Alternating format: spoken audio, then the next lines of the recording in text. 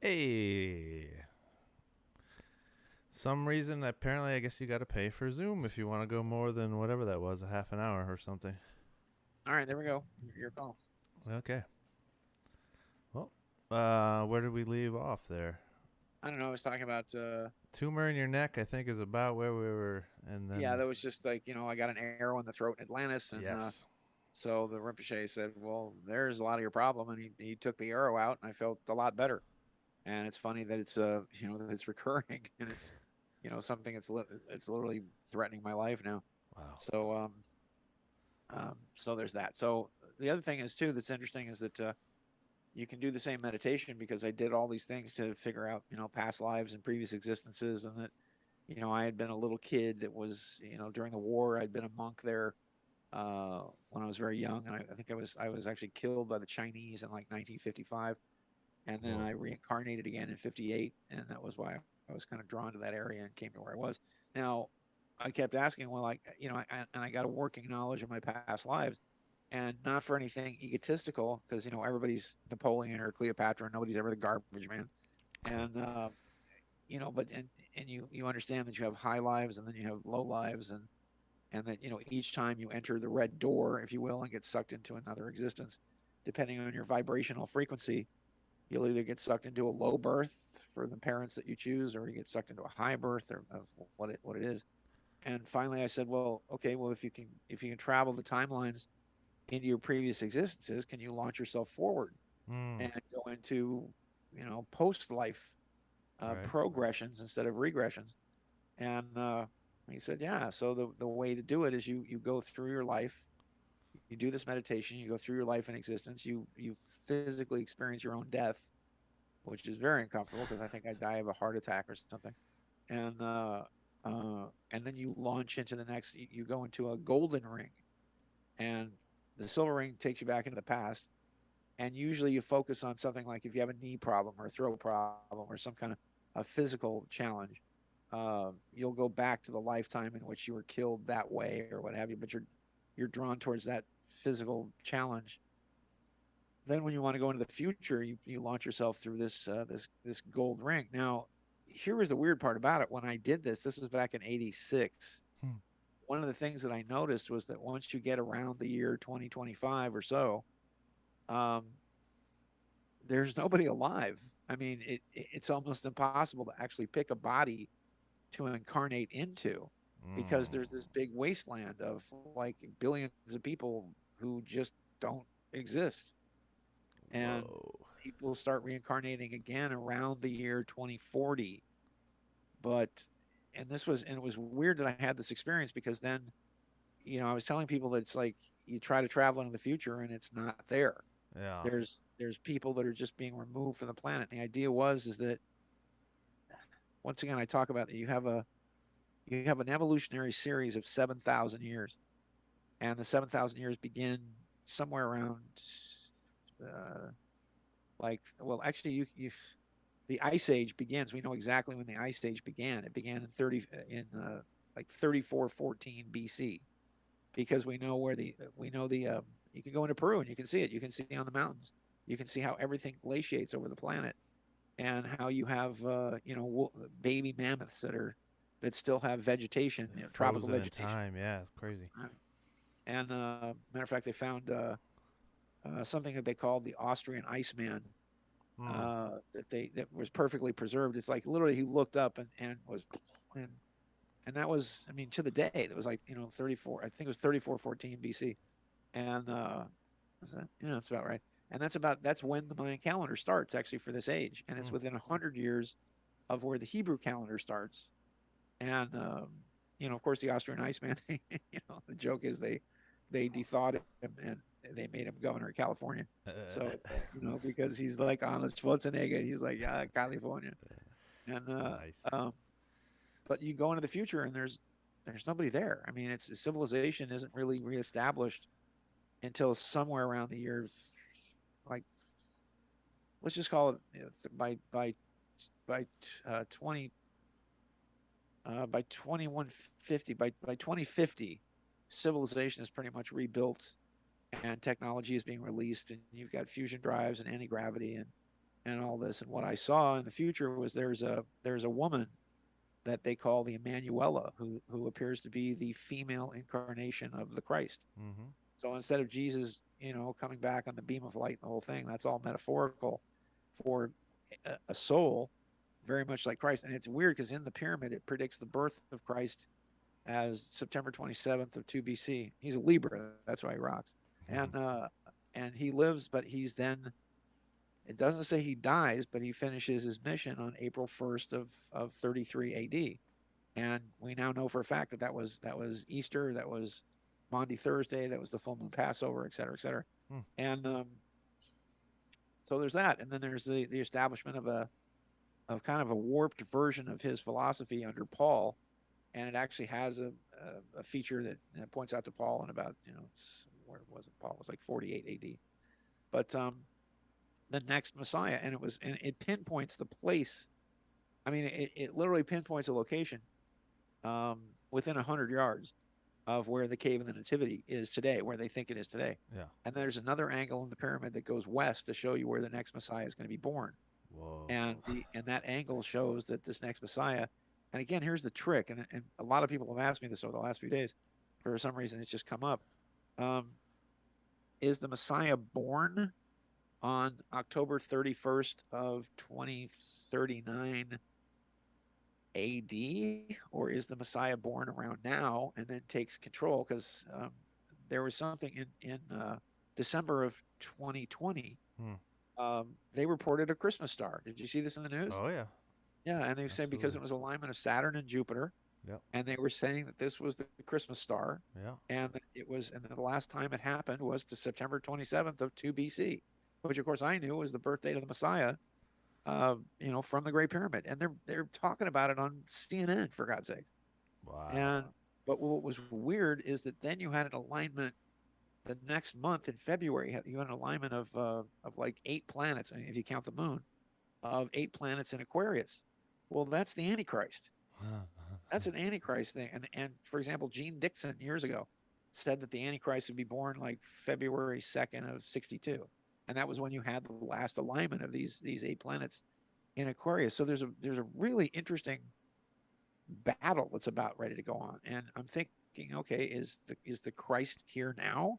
And is the Antichrist who opposes him or her here now? And does this person then come to power when they're approximately 40 years old, or what have you? So we all know that Jesus was born before 4 BC because we know that's when Herod dies. So if he was born in 5 BC, Yeah. he's in Egypt in 2 BC, and he's approximately 5, Yeah. which is when children become kind of God knowing. Does he go through an initiation in the pyramid where the oversoul of the big God, the Son of God, then links up with the child, with the Son of Man? And if you take apart all the beatitudes of Jesus' speeches, he's referring to himself as the Son of Man thinks this, but the Son of God thinks this, connecting into the higher self. So it's a question of that. But the reason October 31st of 2039 is significant in the pyramid, and the reason we still celebrate things like Halloween as an example, is that unfortunately the Christians have been tricked into this thing where there's going to be the rapture, and that they're all going to disappear in the blink of an eye and all that other stuff. Yeah. And they, or that everybody is risen from the dead, and that's why even today you're buried with your feet facing east, so that when your body pops up, you're facing the trumpet and whatever else. But they're rejecting what the pyramid calls universal reincarnation, because it just means that you have, the pyramid predicts that around the turn of the century in 1900 that you would have this huge massive influx of people that are coming in until we hit about 8 to 10 billion or so. And then from February 21st of 1999 to October 31st of 2039, you have the great exodus, where you've got this. And it's interesting because this year, one of the great psychics of the 20th century that nobody really hears of, because a lot of people thought that she was kind of debunked, or that she was a fraud, but is Madame Blavatsky. Right. And Madame Blavatsky, she started the Theosophical Society with Manly P. Hall, and she had a big prediction. And the prediction is that in the first quarter of the 20th century, that there would be a Death Star that would appear in the sky. And this Death Star was going to occur in the constellation of the Swan, which is Hmm. Cygnus. Okay, Gotcha. here comes NASA. NASA comes along and says in 1638 AD, you had two supernovas that exploded and combined, and that the shockwave of that is actually heading towards us now. And NASA predicted that it would appear on June 1st. And I took a lot of grief from, Sean Stone called me and said, "Hey, where's your Death Star, man?" Yeah. And I was like, and I called NASA about this, and NASA's like, well, it's not rocket science, that sort of thing, which kind of is. But at some point this summer, this Death Star, this boom star, she called it, is going to appear in the left wing of the constellation of Cygnus the Swan. Now, the Swan represents royalty. It represents the Queen of England and the British monarchy, but it also represents Satan and Lucifer. Because if you ever tangled with a swan, Mm. you ever been golfing and tangled with a swan, man? They're No, I nasty have sons not. of bitches. It's terrible. I've had a swan go after me and you just run away. I hear turkeys are pretty fucking aggressive too. Oh, most turkeys are pretty nice. They're that. Yeah. I have a friend who has a turkey farm, and he Oh, says sweet. they're adorable. But that's the other challenge here too, is that Blavatsky said when this star comes, which would be 2022, that there would be the great culling. She used the word culling. Oh boy. The culling of men and animals is what she said.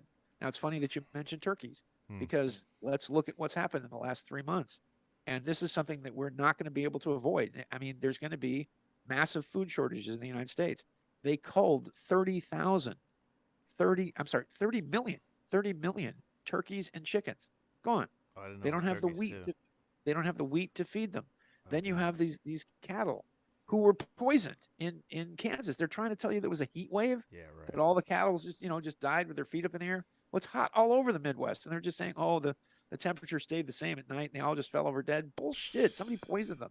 And at the same time, for whatever reason, there's now 30 food processing plants that have been blown up. Look at each one of these things that are attacking the food supply, I want. and they're Yeah. trying to tell you that I wanted this to get isn't to that yours. with you actually. Yeah, I was saying, it's okay, so listen, like the 2020, right? We had Antifa and BLM. It was an election year. Now we have Extinction Rebellion and Jane's Revenge. Are uh, they not the two new things to just wreak havoc during an election year? sure. And again, if you look at the design, all of this has been put into. Who are these people funded by? They're all Yeah. funded by Emperor Palpatine himself, George Soros. George Yep. Soros. You can't tell me he doesn't look like the freaking emperor from the Star Wars movies. I Put don't a see hood how on the people. guy. He I looks don't see how exactly like. people don't see it. Like we're living in a freaking like a science fiction movie or something. And what did he do? He financed all of the attorney generals in all the major cities where the chaos is happening: Chicago, Los Angeles, San Francisco. He picked the one weak point that most people don't care about. Hmm. Doesn't matter what law enforcement does, doesn't whatever. If you don't keep these people in prison, he is feeding this chaos. He's fed this chaos.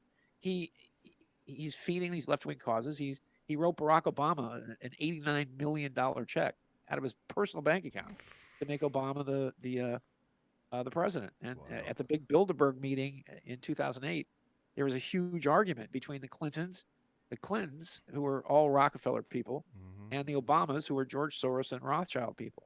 And they were making Oh. the argument as to be president. And Hillary Clinton is looking at Barack Obama going, he's not even a goddamn citizen. How are you going to get around that? And they were just like, well, we'll manipulate the media. We'll just, we'll change his background. It's like, Bold. they're working on his presidential library in Chicago, in Illinois, and it should be sponsored by Adobe Photoshop, because his entire background, there's nothing real about the They guy. did Nothing. actually. Didn't they prove that like it was photoshopped? Like the Yeah, his birth certificate Rob Dew his from birth certificate was Infowars, I photoshopped. believe. Yeah, he proved His it was his photoshopped. father on the birth certificate, instead of Negro and Caucasian, which was his mother, he was Yeah. the first person ever to be called African American, Mm. because they picked like an eighth grader to do the Photoshop on the birth certificate. I And guess by the way, it the was reason they still in hate that format that's like made for you yeah. can pull it apart. I pulled it apart myself. I Did you took it off really? the White House website. Oh my And god. that's another reason why they hate Clarence Thomas, because Clarence Thomas wanted that birther case in front of the Supreme Court. And that's why they hate his guts. And Thomas wanted, again, a tax case, a gun case, Mm-hmm. and they almost did it with this new ruling with the EPA. It's something called the Chevron deference, Ah, I and did hear about that. it's tyranny. And the reason for that is in a case with Chevron versus the EPA. They basically said, well, if the federal agency has made an error or whatever, we're always gonna rule on the side of the federal agency. What the hell? I mean, if the federal agency comes in and does this, and you Oh take it to the yeah. courts, that was the one thing that we were hoping they would overturn with the EPA case. But how is it presented in the press on ABC? It's like, oh, they wanted clean air, and they like trees too, and not realizing that these people can go in, and if you have a puddle on your property, they can say, well, that puddle's a property, and we're going to regulate that puddle. Little And you memo. say, well, that's against the Write a law, and memo. whatever. What's that? Write a memo. He could just write a memo, and that's as good Well, as law. that's the trick. The trick exactly. By the way, it's funny that you mentioned that because my stepdad went up against the FDA and they were going to throw him in prison for like 40 years because he was importing Laetrile into Oh, the country, apricot pits, right, to help yep. people with cancer. And a memo from the head of the FDA was like, oh, I don't want this in the country. So they went to court, 76-day court trial, $2.26 million, most expensive and longest trial in San Diego history to decide whether these men who were bringing in Laetrile were criminals. And again, what we fought against is a memo by the head of the FDA, the same thing as a law passed by a legislature or Congress or whatever. And guess what it was? What's And that? that's what we were trying to get the Chevron deference overturned. This was back in 75, 76. This is how far back we go with fighting the government. So we'd hope that they were going to overturn it. They actually weakened the EPA because the EPA just comes in on your property with your business, tells you what you can do. So, and the Jeffersonian definition of tyranny is when one government agency or branch of government can make the law, interpret the law, and enforce the law. And of course, IRS has its own police force, Mm. FDA has its own police force, EPA has its own police force. So they're making, interpreting, and enforcing a bunch of laws and codes they make up, which has nothing to do with legislature or anything else. It just And goes people over were everybody. praying to God that they Goes all the people. overturn this thing. What's Yeah, that, Adam? IRS having having their own police force or own military or guns or something is the most stupid thing I've ever heard of. But When they pretend to be the cops, when in fact you have internal revenue, which comes under Title 26 in the Treasury Code and is part of the Treasury. But now what they've done is they've replaced internal revenue with a private corporation called the Internal Revenue Service. You see the difference? yes, yes. So with the post office, for example, um, the Constitution says they have to send first class mail for 3 cents. So Mm-hmm. in 1971, they dumped the United States Post Office and they turned it over to something called the United States Postal Service. See the difference? Yeah. So now it's a private corporation, and the private corporation can charge you anything it wants for mail Wow. without having to go to the Congress or anything else to change the actual Constitution, They get which all says those it has to send benefits though, first don't class they? mail for 3 cents. Sorry, what? Sorry. They still get all the benefits of being like some sort of federal thing. Which they're not. But I'm It's just saying they're ridiculous. actually IRS is actually Trust 62 out of Puerto Rico. I can show it to you. Wow. It's actually Trust 2 out of the Philippines, and then when it was Eisenhower in 1953 that moved everything to Puerto Rico when we gave the Philippines back to the Filipinos, Yeah. and then they changed all the trust. But you look at it, and the IRS is actually listed as a corporate trust 62. And so it's all private, and yet they run around with guns and threaten people, and they've got the biggest badges because it's the biggest fake, and they just march into banks and take people's stuff without having any real authority. Exactly.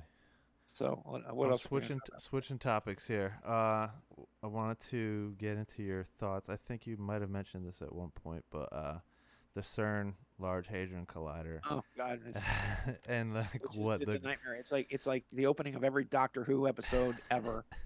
And let me tell you an interesting story about that. Um, so I took a friend of mine to a USC football game, and she brought her son. I keep saying kid, but he was like 27, and he actually worked at the Hadron Collider in Switzerland. He was a scientist, and so it was halftime, and we were standing in line. I think we're at the Coliseum, and we're just hanging out, standing in line, waiting for the bathroom or something. And so I finally said to him, I said, "So, how is it you work at the Hadron Collider, this multi-billion-dollar piece of equipment, and why does it never work? It's always busted. Every time guys go to turn this thing on, it's like, and we're ready, 3, 2, 1. Well, yeah. it just feels out." So he says, "We have a theory," and I said, "Now this a scientist who worked at CERN." I said, "We have a theory," and I said, "Okay, lay it on me."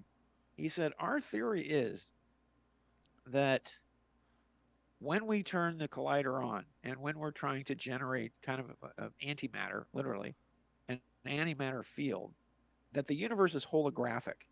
And so it's holographic because it's very much like a video game. And he says, and what happens is that we believe that every time we turn the CERN collider on, it destroys the universe. So, okay, I'm listening. And he says, and because we live in a holographic universe, like a video game, that if the Hadron Collider then destroys the Earth, or destroys this part of the galaxy, or destroys the universe, or whatever, that there's a mechanism that then resets the universe, so that like a video game, you go back to the point before you died, and you get another chance in the video game to go, to move forward. That almost And lines up with what you were talking about earlier about all how you. right, Yeah. Wow. so it's so Holy in shit. my thoughts, it's this is my joke. My joke is Albert Einstein used to say that the very different doing the same thing over and over and over again, expecting a different result, is the definition of insanity. Insanity. And I was like, that person's never played Halo. It's never played, has never played, Spawn. Mortal Respawn. Kombat or what's the big war game? I used to play it all the time. Oh, Call of Duty. Yeah. Call of Duty, yeah. Yeah. Because each time you sit back, you try a different thing. You're trying, and you can do the same thing over and over, and then suddenly a glitch in the computer just opens it up, and suddenly you can go that way. Hell yeah. So he was saying that we think there's a mechanism in the universe that every time we turn it on, it destroys the universe, and then the universe resets, and we go back to before we get destroyed because that's a more successful timeline. Wow. And I remember thinking to myself, that is the greatest excuse for institutional incompetence that I've ever heard. Well, it was meant to not work because otherwise, my other self in the parallel dimension has destroyed the universe. Now, I just thought he was kidding around, but Yeah. I am not kidding. 3 months later, after that conversation, that exact theory appeared on the front page, left column of the Los Angeles Times. I thought I actually read about Must have that. seen it. You must have seen Yeah. it somewhere because they say scientists at CERN say they destroy the universe and there's a reset button and it resets the hologram. And I was like, How do you okay, just I'm write an that. article like that? Like it's nothing. Like okay, so Yeah. we've all. It was the left column of the LA Times, which is crazy. So good. So Do you think any of that's that like explains the whole? Do you believe it at all? The whole Mandela effect thing. Why people are absolutely. having. I've been through it because I've been at the center of timeline shifts. Um, there are more shifts in your timeline than you can even imagine, and the Mandela effect is that there are physical artifacts that are sometimes left over from other timelines. For example, and again, let me put the plug in for my book for the Sands of Time series.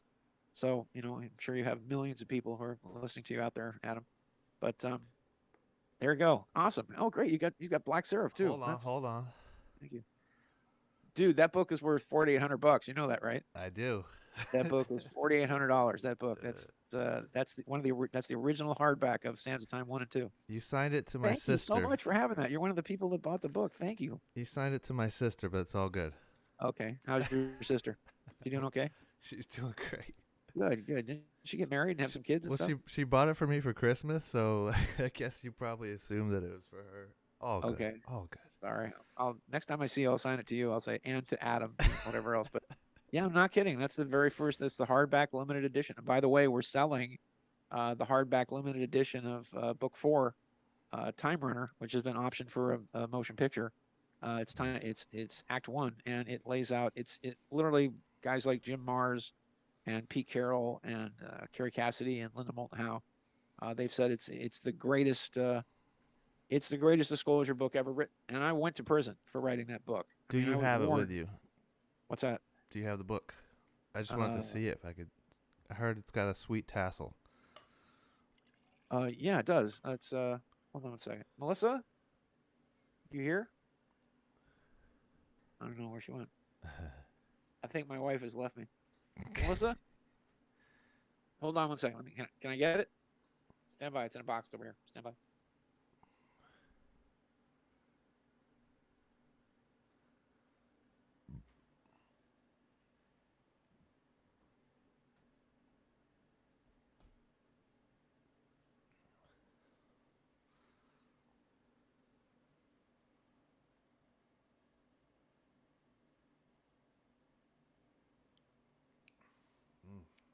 not very good.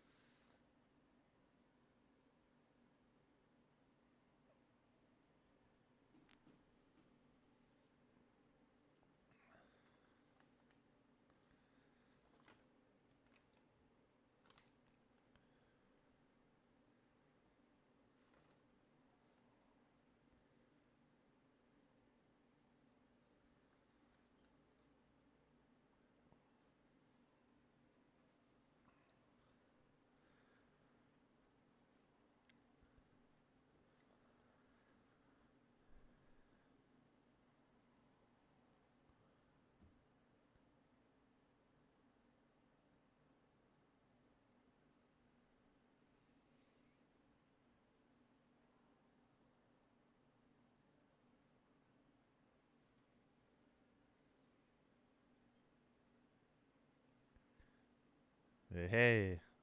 Uh, Oh shit! There it is. there's the sweet tassel. That comes with the Nice. gold ring. Can you see it? I can. That's also like the movie poster as well. So there you go. Because it's Arch Creek Entertainment has bought the rights. There's the back of it, which is Eric Hope. Frick There we go. yeah. So it's great stuff. But it's Act One. It's the setup. A lot of people are like, "Oh, I thought you were going to talk about time and all the Mandela effects and all that." I'm like, "No, because it's Act One. You got to wait till two and three, which I'm Exactly. working on now." So that's it's a, and this is look. I from the manuscript, I knew that Trump was going to be president. I knew that Trump was gonna somehow he was gonna win the election, but not serve as president, which didn't make much sense to me at the time. Hmm. Of course, now I know what's going on. I know Biden is going to die or be removed before the end of 2024, I which had leaves that us with prediction myself. yeah, which leaves us with Kamala. And again, I think the next great thing is going to be a kind of a team up of Trump and DeSantis. I don't think they're going to run against each other. I think they're going to DeSantis is more than happy to be vice president. You know, I think so too. unless, as He's Kerry the. Cassidy thinks, JFK Jr. is going to Oh return my somehow from god. the dead. And I know that's I ridiculous, but listened to a lot of that stuff because I'm pretty open minded. I gave it some lip service, but man, you're fooling yourself. And well, it's. I mean, I was the one that started the rumor to begin with that he was still alive, which because I do think he's still alive, but he's stashed away on an island someplace. There was only two explanations for what happened to his body and what happened in that investigation. Is that the Occam's razor is that they blew him out of the sky with an Apache helicopter, hmm, and they didn't want to present a body that was full of bullet holes, which it would have been. Or I was told by an MI6 agent who told me that two files came up as what he called Project Gaia, which is the British version of a witness protection program, what we call WITSEC. mm-hmm. And the two files that came up as WITSEC Project Gaia was Princess Diana and JFK Jr.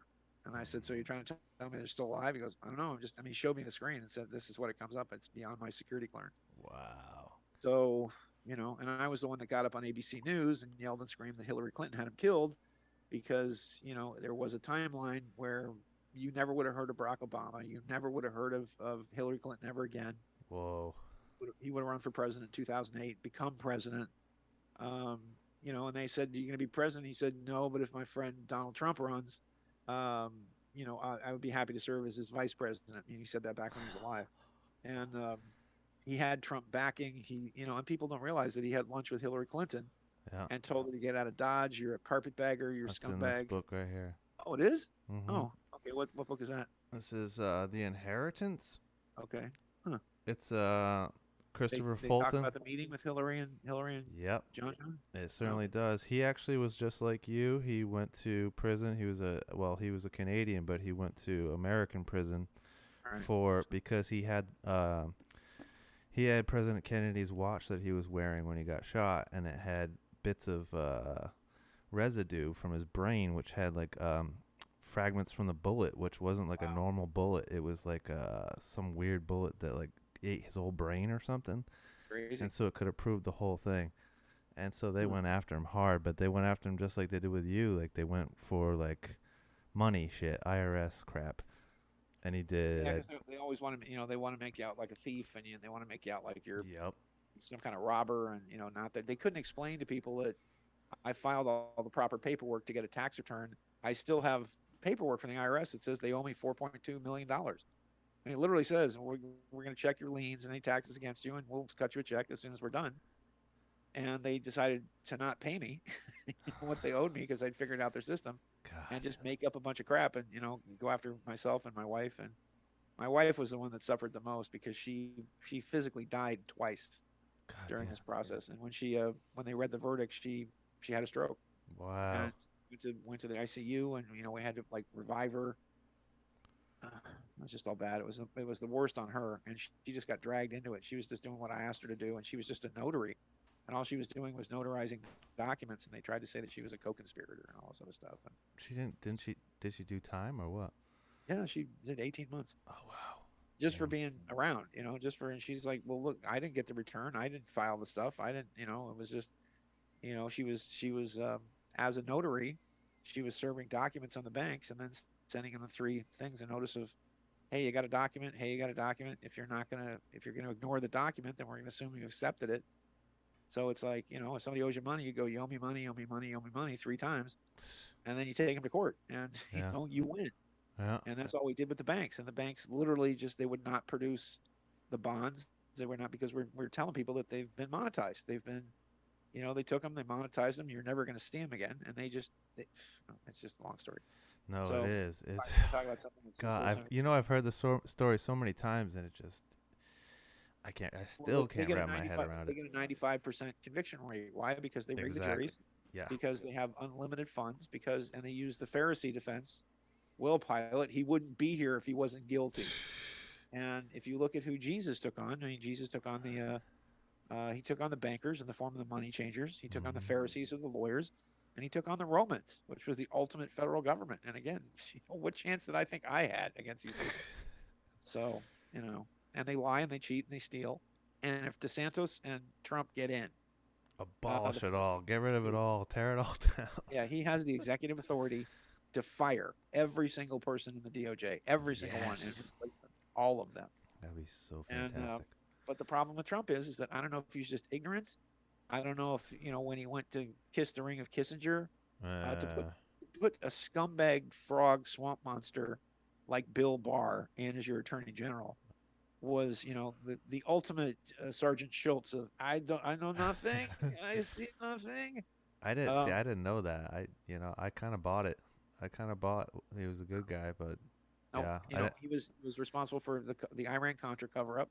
He was responsible for the Panama cover up. He Hmm. was responsible for the Ruby Ridge cover up, where he covered up for Lon Harachi, who was the guy who blew Vicky Weaver's head off while she was nursing her baby, looking out the window. Yeah. And then the coup de grace of this was that when they lit the Waco compound on fire, they pumped it full of CS gas.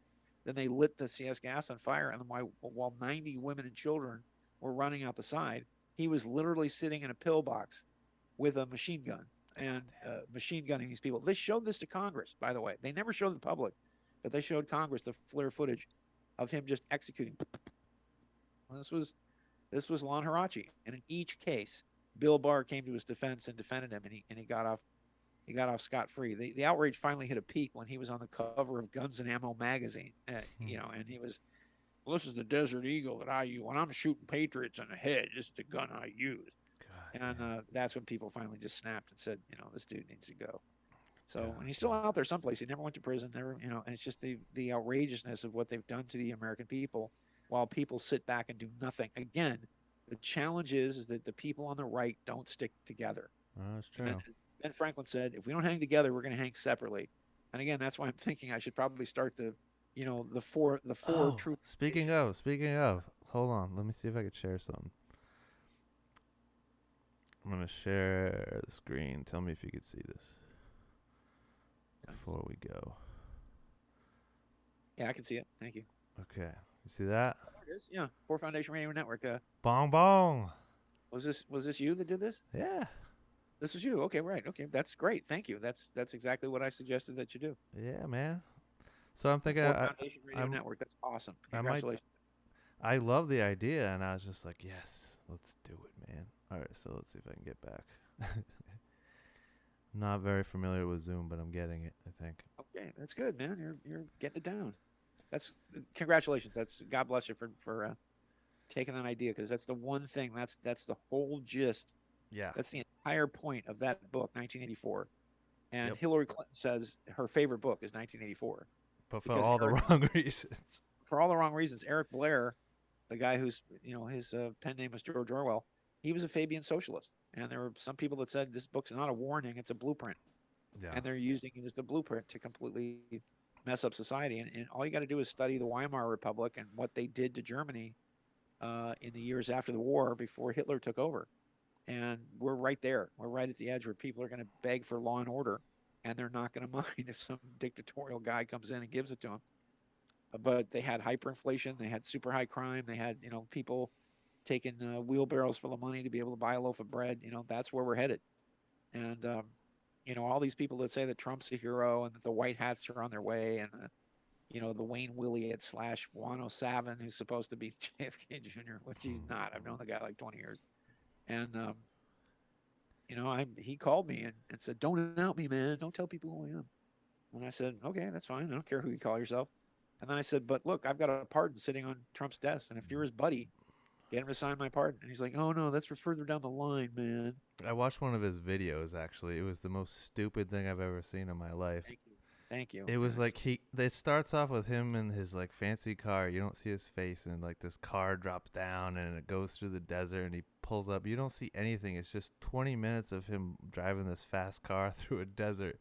And then he gets in a fancy hotel, talks to somebody and goes home, and that's like the whole movie. And I'm like, what the fuck was that supposed to be, man? He tapped into some rich lady in Las Vegas, and who's footing the bill for all of this stuff. Oh my god. Anyway, what do you think that do you think 2020 showed a little something, like a little hope?